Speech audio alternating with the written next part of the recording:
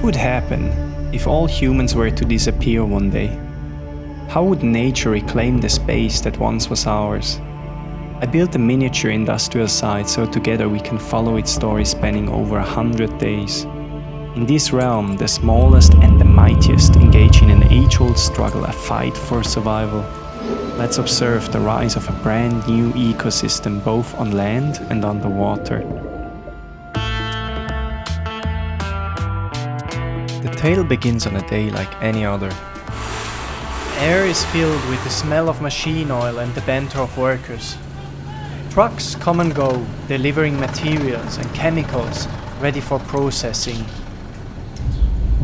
But like a bad omen, a storm is brewing in the sky. It was never known who or what caused the catastrophe that happened that night. Maybe it was the storm, or maybe it was human failure. Whatever it was, it started a disaster.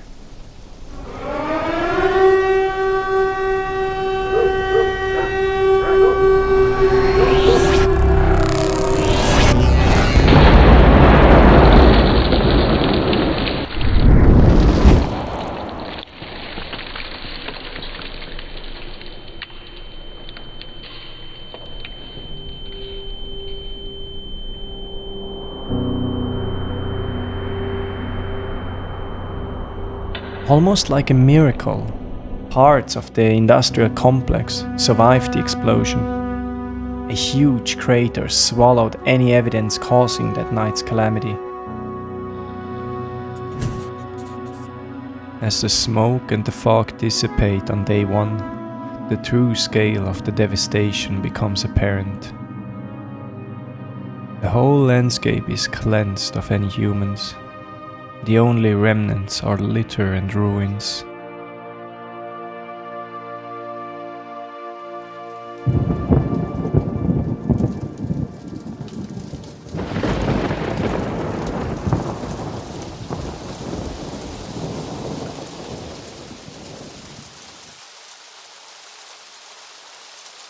The huge crater fills gradually.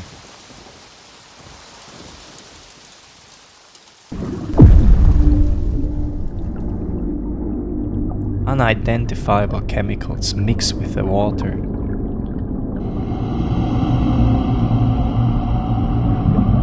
As we will later find out, this will deeply affect the growth of the organisms in the area. Everything will grow to monstrous proportions.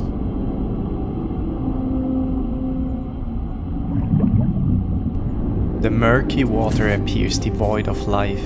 Yet, within the sediment we find tiny algae and decomposing organic matter, which is called detritus. These components serve as the foundation of our new food chain. If you still think it looks empty, take a closer look. Closer. Closer. You see now? They are everywhere. But what are those organisms? A couple of days later the water clears up and we get a better picture.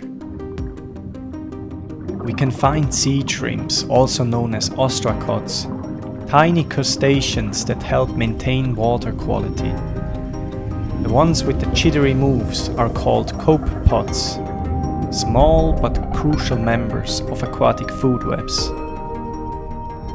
Detritus worms perform an eerie dance in order to agitate and mix the water, so they can filter suspended particles and organic matter.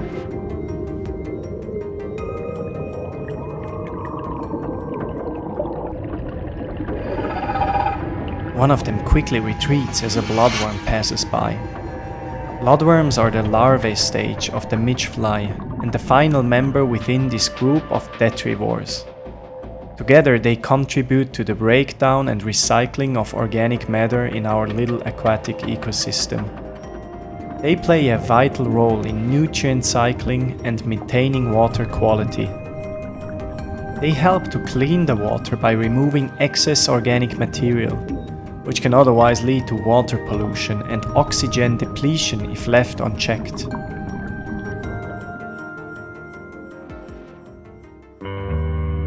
there is one more, but it's a predator. It will actively hunt and eat previous mentioned invertebrates, as long as they're small enough.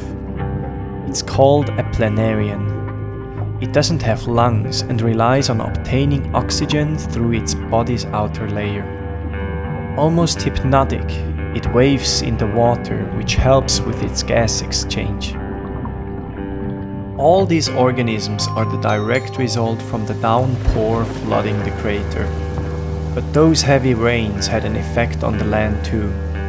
Humidity is a breeding ground for fungi.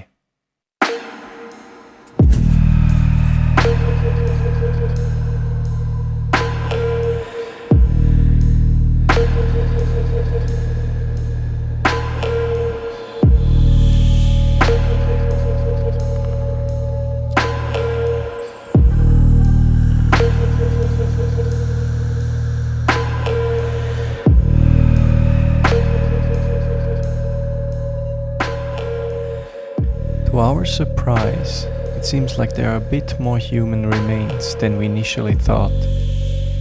What looks like a gunk of human flesh is covered in worm-like creatures.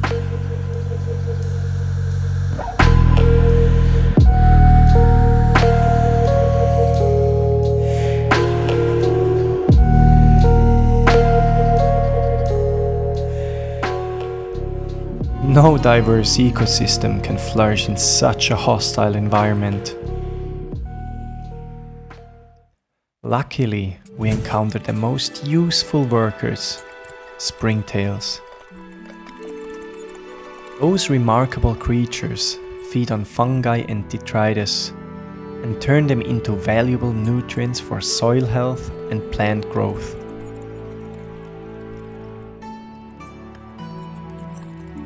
Within days, they drastically improved the environmental conditions. Finally, the first mosses and plants can grow.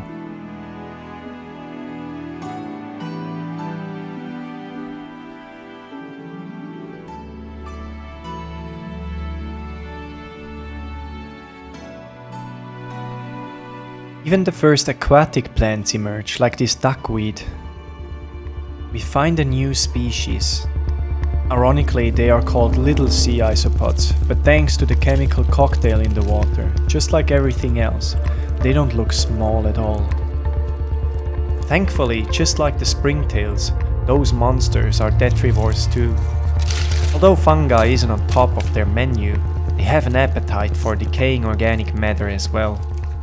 Together, the isopods and springtails have improved the soil so much, it's ready for new growth.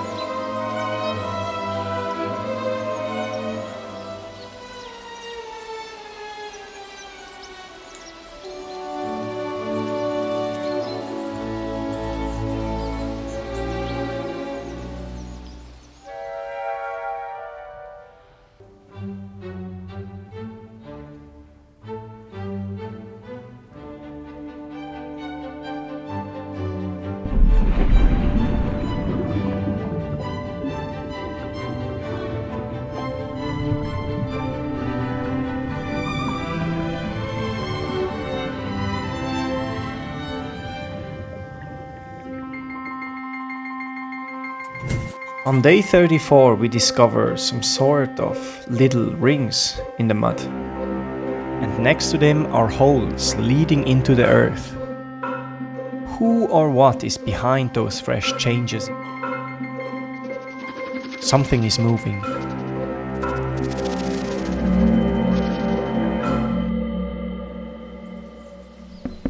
Uncoiling segment by segment of its hard exoskeleton, we get to meet this majestic creature.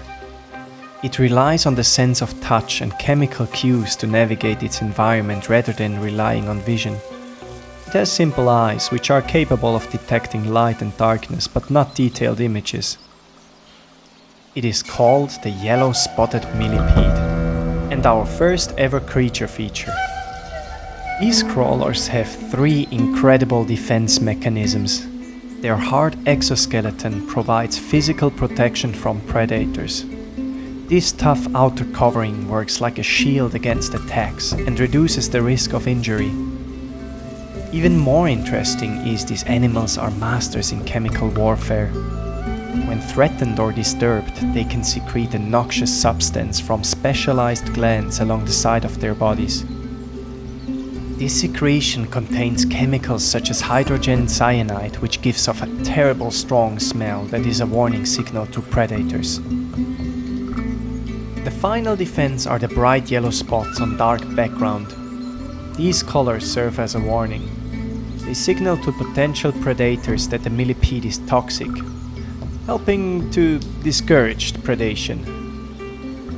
Now we know they are responsible for those little circular dirt patterns, which are actually their feces. Yellow spotted millipedes primarily feed on decaying organic matter, such as fallen leaves, rotting wood, and other plant debris found in or on the ground. Therefore they are detrivores too and pose no danger to smaller animals, and with all their defense mechanisms are not likely to be a food source for others. Better than with any other animal, we can see the direct impact those millipedes have enriching the soil. When feeding, they shred and ingest plant material. The material they cannot absorb ends up excreted. As the fecal matter decomposes, it releases nutrients into the soil: nitrogen, phosphorus, potassium, essentials for plant growth. Plant growth equals new habitats, hiding spots and food options for animals. Alongside our detrivores, this makes the area attractive for plant eaters, so-called herbivores, and those eating a mix of both, like garlic snails, which sometimes are used as taxis by springtails. We also find darkling beetles and chai dubia roaches in the shady areas. The range of plants and prey animals both in the water and on land setting a strong environmental base ready for predators. In the next episode we are going to see new protagonists, fights for territory and even death.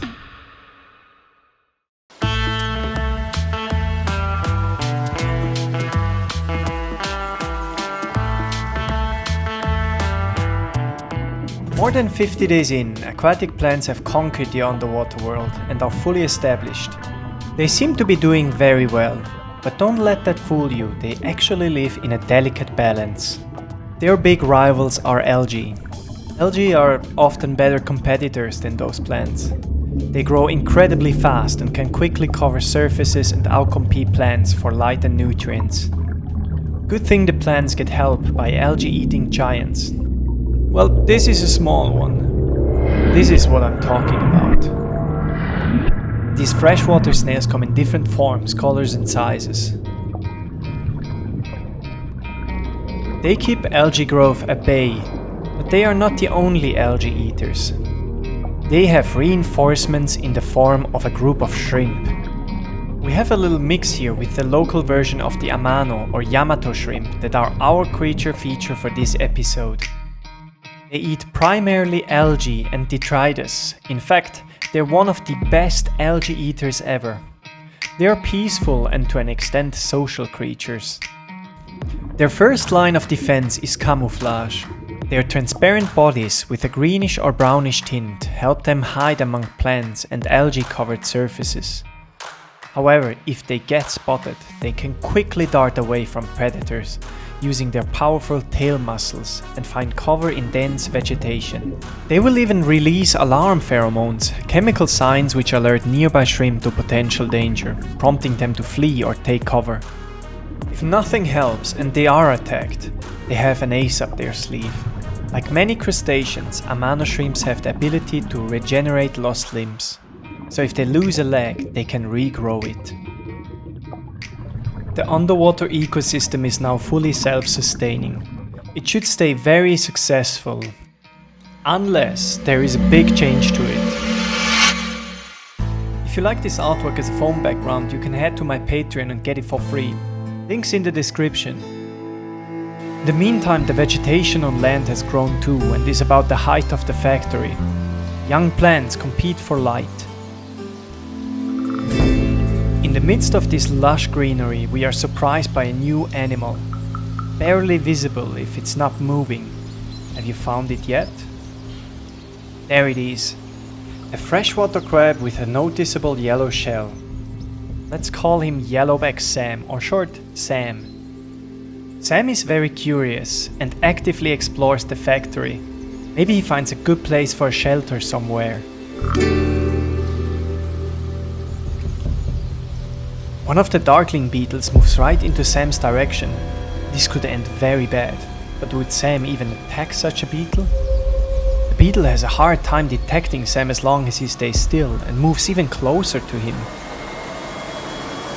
Sam surprises the beetle before he can react. He takes it apart with his powerful claws. This is not a great day for the beetle, but a great meal for Sam. He is a so-called omnivore, meaning he eats plants and plant materials, but also smaller animals. A beetle like he just caught is a great source of protein and fats that he cannot find very easily in plants. After this juicy snack, Sam is ready to continue exploring every corner. He's a formidable climber and will continue investigate the area until late at night.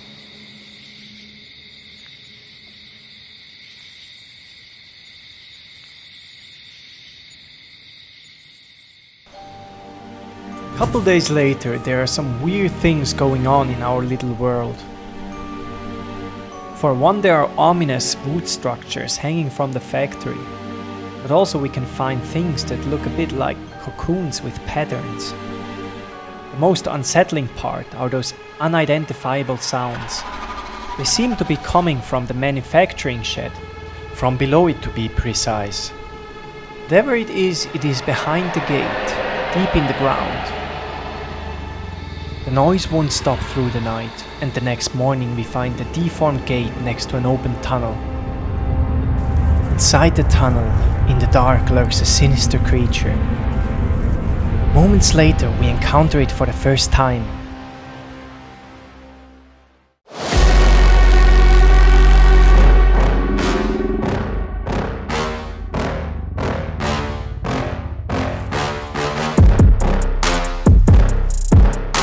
This is a monster of a scorpion. Other animals show interest in the dark scorpion cave, like the yellow-spotted millipede.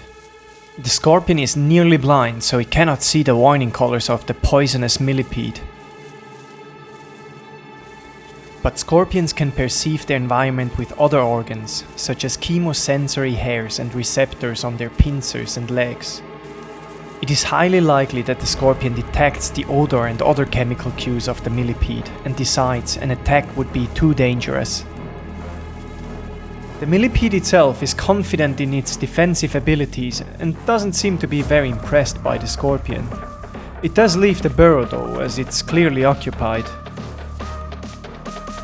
As a carnivorous predator, the Javan dwarf scorpion finds itself among the top of the food chain.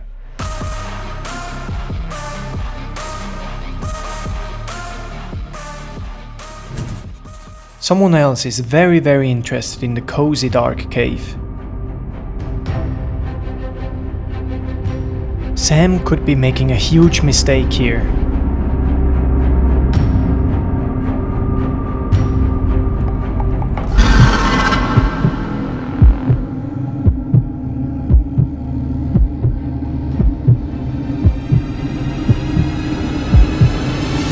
Sam isn't backing off.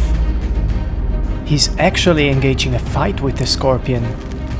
They clash their claws, igniting a struggle for power. Although they measure each other's strength, this is not a fight to the death, as the scorpion doesn't use its venomous tail, and Sam doesn't rip off body parts. If the situation would escalate, they both could get severely hurt and no one would win. So they accept each other as competitors, not as mortal enemies. But whoever establishes dominance here will get to keep the cave as his own.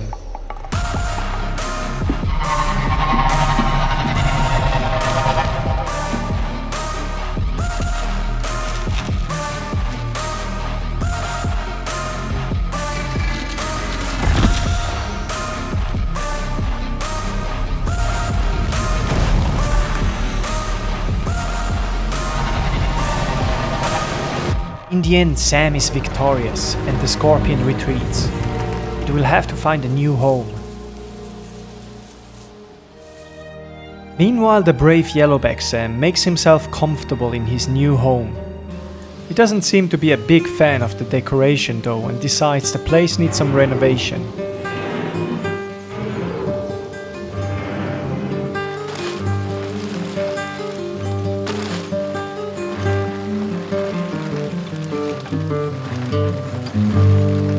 A few days later, by coincidence, the poisonous millipede, the scorpion and Sam bump into each other. As Sam has already conquered his home, this time he has nothing to win, yet everything to lose. The millipede packs enough poison to put anyone's life at risk that dares to attack it. And this time Sam doesn't want to provoke the scorpion because the situation could go terribly wrong for everyone. Only after Sam moves, the millipede realizes this is not just a rock and hastily backs away, right into the scorpion, who raises its venomous tail this time. Now it's just Sam and the scorpion again. Sam pounds his claws on the concrete to warn the scorpion to back off. It seems to be working.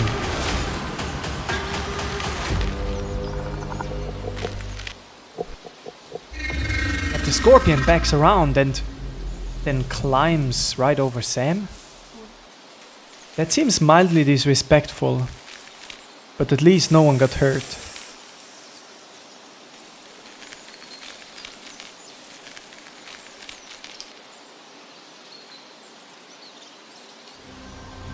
Even though Sam should be pleased about his newly conquered home, we find him restless, moving in unusual ways. He keeps checking his underside. Is he hurt from the fight earlier with the scorpion? Once back at his home, we get a better look at Sam and a quick glance at his underside. What is that? Is that eggs? Sam is pregnant? So Sam is a she, and we should find a new name for her. From now on we call her Samantha.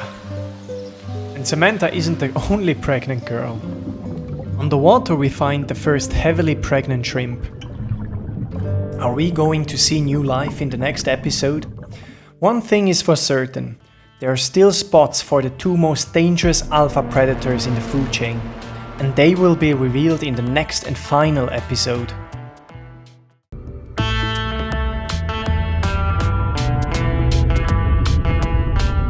One thing we haven't explored yet is a cave that opened up from the explosion and then got flooded by the heavy rains. In the dark of the cave lives the undisputed king of the underwater creatures. We thought that snails or shrimp looked massive compared to the aquatic microfauna. But this thing is 10 times bigger than even the larger shrimp. And here it is. This looks more like a corpse than a living being, but it's moving.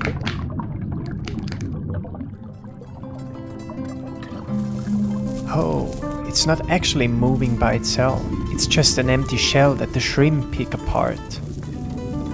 An exoskeleton like this contains a ton of chitin, a complex carbohydrate, but the shrimp have enzymes to break it down. A freshly molded shell like this may also contain residual proteins, minerals and other compounds that are rare and valuable as a food source for our scavengers and detrivores. Within the next days, it will be completely broken down. From the exoskeleton, we can roughly imagine what this titan looks like. The animal that left it behind is more vulnerable right after molting because its new shell is still soft. It hides deep in the cave, so we have to look for it later. Meanwhile on land we are just in time to witness an incredibly rare moment. You might remember those weird looking pods. One is hatching right now. Few dozen babies are fighting their way into this world.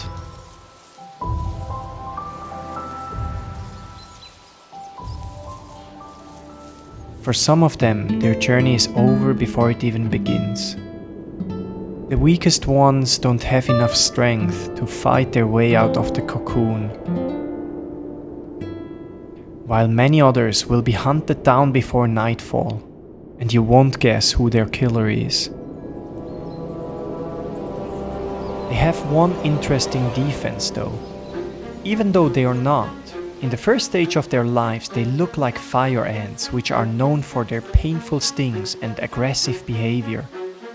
If this mimicry gives them protection, we'll find out now, because all this commotion has made an old friend of ours come out.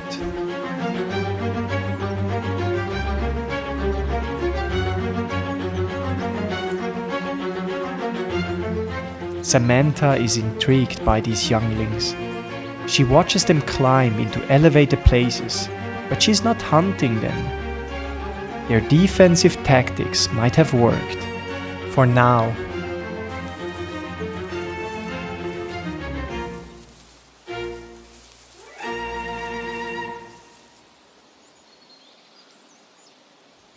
Let's see what Samantha has been up to in the meantime.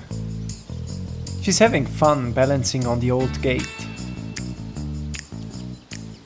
Unfortunately, in absence of a male partner, those eggs have not been fertilized and did not develop into offspring.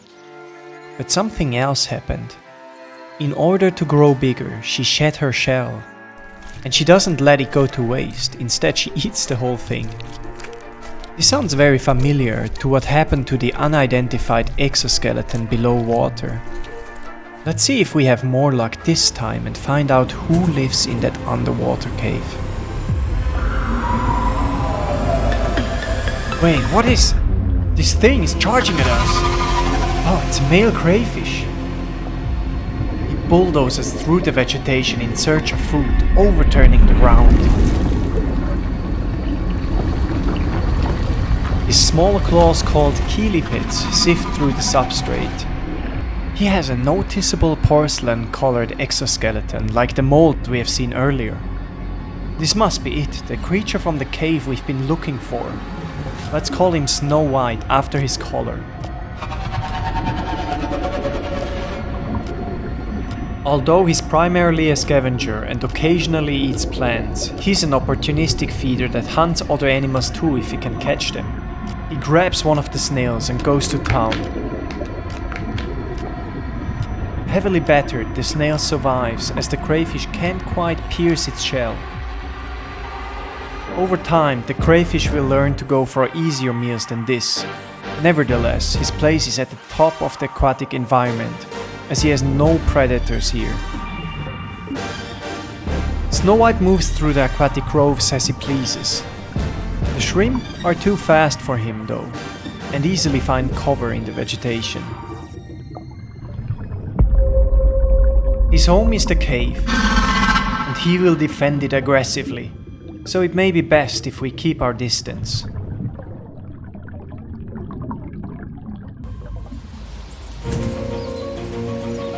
We have seen the vegetation grow over time, and it's now that it has reached its peak in diversity and growth.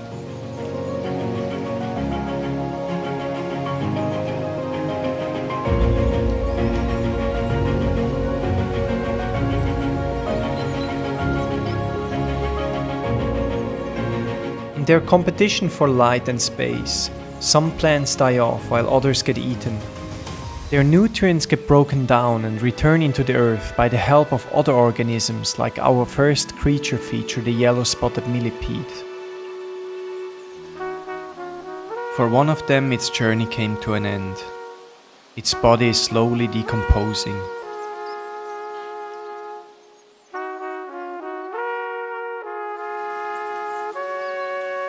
Even in death, the millipede's existence held purpose. During its life, it reproduced, leaving behind a legacy through its offspring. We encounter a baby millipede, and then another. We discover more and more of them in all stages of growth. An amazing new generation, while the old one is slowly forgotten.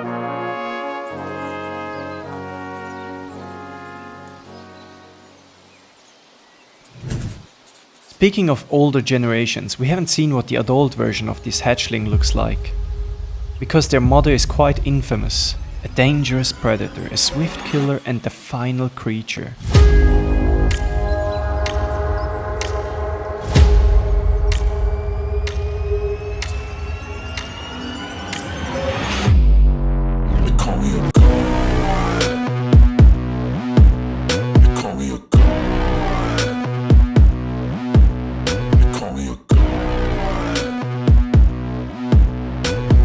This is the jeweled flower mantis, the creature feature of this episode. She's able to fly, and if threatened, she will spread her colorful wings with spots that look like eyes to appear more dangerous. If you like this artwork as a phone background for free, or you want to support me with a donation, you can head to my Patreon, links in the description. And a special shout out to my 3 Patreon subscribers, BonnetBee, jboden and Nick3865. Now back to our mantis. Her actual eyes are highly sensitive to movement, which helps her spot insects she can ambush. She relies on her camouflage to surprise prey. With her highly developed nervous system and specialized muscles, she can strike in just 50 to 70 milliseconds. The dubia roach is struggling to escape, but the mantis' spiked claws are incredibly strong. There is no escape. She eats her prey alive. I wish I could say the roach had a quick and painless death, but this is a part of nature. We might find it unsettling, as we're not used to moments like this. However, hunting live animals is the only way this mantis feeds, and to her it's not only natural but simply the way to survive. Another natural part is what happens after the digestion. Now, Samantha doesn't fall in the category of animals that the mantis typically hunts. But the mantis might not know this. Not only is Samantha heavier, also her shell is almost impenetrable, unless she has recently molted. Since she did molt, her shell is still soft, but the claws of the mantis might still not pierce through. But they don't need to. If she can just hold Samantha down, the mantis can cut through with her hard mouthpieces, the mandibles.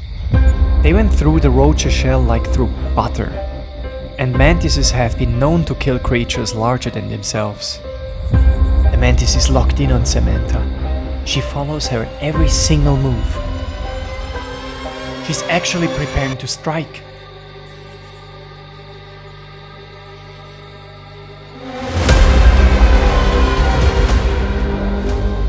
Yeah, there is no chance that she can hurt the absolute unit and tank that Samantha is. This was a risky attack for the mantis, and a risk that she will not take again, as there is easier prey. A little later there is something really special happening. Something we are incredibly lucky to witness. The mantis is producing a cocoon of eggs right in front of us. She secretes a frothy substance from specialized glands at the tip of her abdomen. The eggs are deposited inside this frothy substance. The whole thing is called ootheca. This froth quickly hardens when exposed to air, forming a protective casing.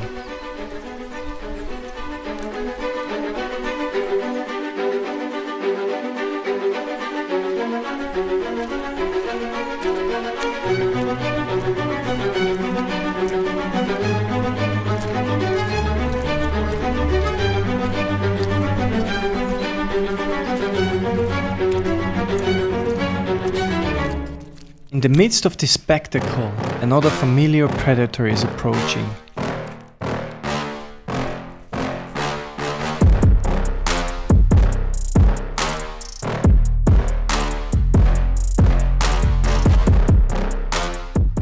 Yeah, I know this situation is a bit too bizarre for the scorpion. From now on it will only come out during the night for hunting. Creating the Uthika has drained a lot of energy. Her body is weakened and it has left the mantis very hungry. If she doesn't find prey soon, she might even die from the exhausting egg laying.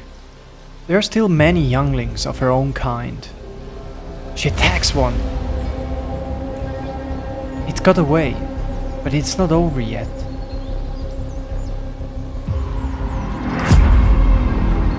Another lucky miss. Oh, it walked right into it. A small nymph made a fatal mistake. This species is highly cannibalistic. After finishing, the mother already lays eyes on the next youngling. This one tries to escape by climbing upwards, but it's easy to spot when it's moving.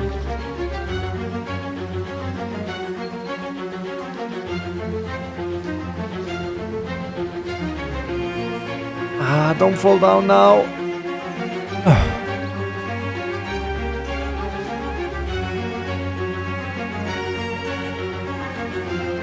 The little one successfully reached the roof and joins his brothers and sisters. Carefully they are exploring the world around them and each other. Don't forget though, their mom is also a skilled climber.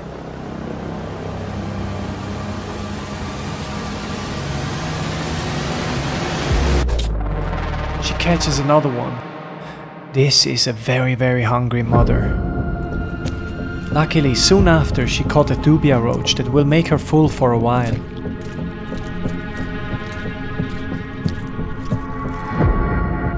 After she finished, she cleans her claws. We can see how over the next days the Uthika hardens. And sometimes in the future, a new generation will hatch from it. If you have been here since the beginning, you have witnessed this special place go through many changes.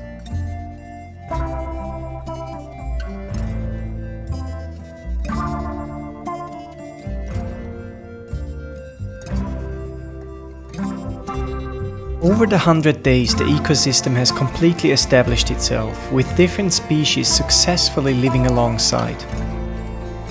And even the very first creatures are still here, together with some newer ones. There has been growth, sickness, injuries, decay. But we have also seen protagonists fight for themselves, work with their environment, bend it to their will and come out on top. We have seen different growth stages and different species trying to survive. Not all of them made it. And even though there is certain death at the end of the line for all of us, there is always new life if you look close enough. And just like this new generation of fragile beings that take on the adventures of the world one day at a time, so will you. Thank you for watching. Ever wondered what an adventure in a lost Aztec temple would look like? Click here to follow the dangerous path of Negahual and find out.